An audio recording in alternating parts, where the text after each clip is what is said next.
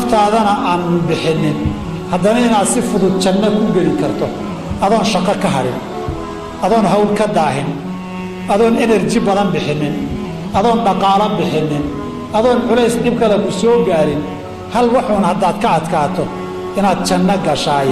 hubaal bay noqon kartaa qofka ilaahay waafajiyo nabigu saxaabadu la hadlay sal alla alay wasalam radiallahu canhu markaasuu yidhi ma idiin sheegaa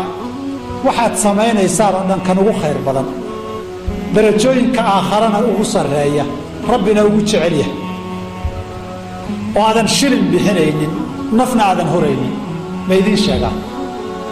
qofkii diyaar u ahaa jannada naf iyo maal inuu horo haddiiba la yidhi waxaan nafna la horaynin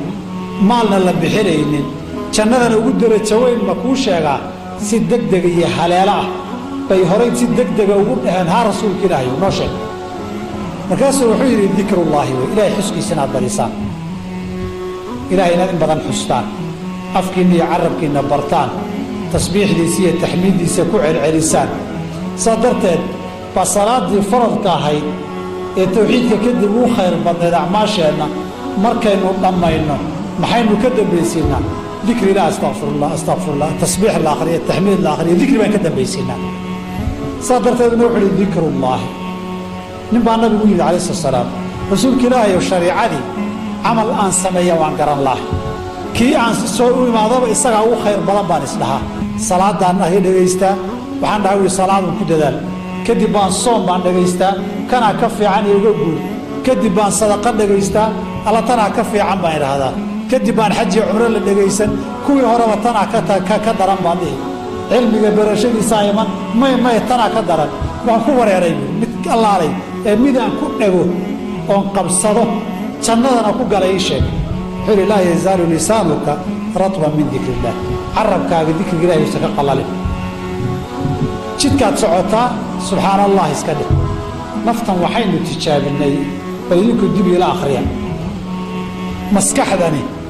inay huruddo maahane ma nasato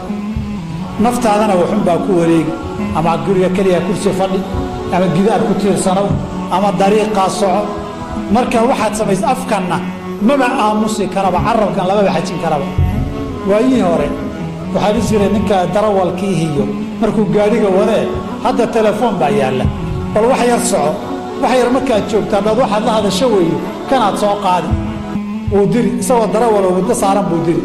wax macno oo markaa hadalka dhagaysata kaga xidhanna ma jire wuu aamusi laya ma aamusi karo haddaad maanta o dhan socoto mid baa heesaya mid baa wax kala qaadaya mid baa waxuun akhrinaya waxunbaad ka fikiri waxunbaad ku mashquulsan tahay markaa halkan ka baxdo eed guriga tagto bal intaad xisaabtanto waxaad ku soo mashquulsaneed maxaad natiijo ka haysaa waxba kulliguu qiiq iyo hawuu ahaa waxaa layna barayaa marka dikriga ilaahay geli beddelkeeda boodhaboodhaad saaran tahay maxaa kuu diraya subxaana allah inaad tiraado alxamdu lilah wallahu akbar subxana allah alxamdu lilah wallahu akbar wax ku diraya jira subxana allahi bixamdi subxana allahi alcadiim ma kharash baa kaa bixi ma enerji baa kaa bixi ma jidkii baad ka daahay haddaad gaadhi waddoo darawal tahay iyo haddii aad dhexda ka saaran tahayba dikriga ilaahay baa nabigu fuleedkiisa markuu sheegaya waa ka yidhi kalimataani khafiifataani cala allisaani laba eray carabka u fudud miisaanka aakharana culus allana jecel yahay subxaana allahi wa bixamdihi subxaana allahi alcadiim intaa inaad tidhahda subxana allahi bixamdi subxana allahi alcadiim halkaa markaad safka hore ka dhaqaaqdo ilaa aad kabaha xidhato imise jeer baad dhihi kartaa ilaa aad gurigaaga tagto imisaad dhihi kartaa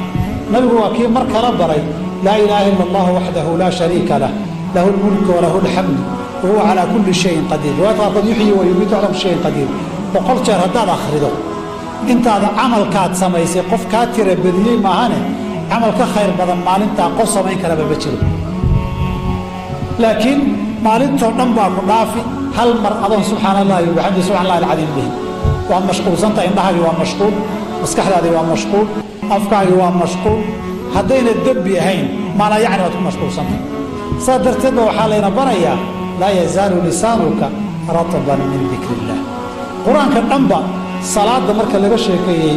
waxaa la yidhi tanhaa cani ilfaxshaa'i waalmunkar wala dikrullaahi akbar dikri ilaahay baa ka sii weyn waayo salaaddu 5 jeer bay soo noqotaa qof 5taa jeer ilaahay xasuustay iyo qof maantao dhan rabbigii xasuusanoo dikrigiisii hayaay dee ma sinaan karaan. malaa'igtu waad ka daalin kartaa, malaa'ig baa lagu xil saaray. haddaadan carabkaba dikriga ka qaadin iyana qalinka yeena joojini wey. dikrigaa ilaahay gaar ahaan xilliga qafladda dadku waxa kale ku mashquulaan, maskaxdu ay maqan tahay, xilliga fitanka ah waxay ka ajir badan yahay wakhtiyada kale. nabigu bisha rajab bisha shacbaan buu aad u soomi jiray. waxaa la yidhi maxaad u soontaa? wuxuu yidhi dadkaa halmaama inta badan, rajab bay dadaalaan, ramadaankana way dadaalaan, shacbaan dhexday ka baxdaa, bishaasaa noolaynayaa. marna waa kii nabigu yidhi xadiidkii almuhaajir ibni qufud alcibaadatu fi lhajri ka hijratin ilay. markay dagaalka iyo fitanka iyo buuqu socdee la kala qaxayo, qofkii cibaadada ilaahay iyo salaadda iyo dikriga xasuustaayay nabi maxamedoo nool calayhi salaatu wasalaam qof hijro ugu tegay buu la mid yahay. ka hijratin ilay ajirkaasay leedahay. markay fitanku socdaan ee dadku kala cararaya mashquulsan yahay, dee waxaan baaseen ku mashquulsannahay oo kaleeto wey. markay sidan tahay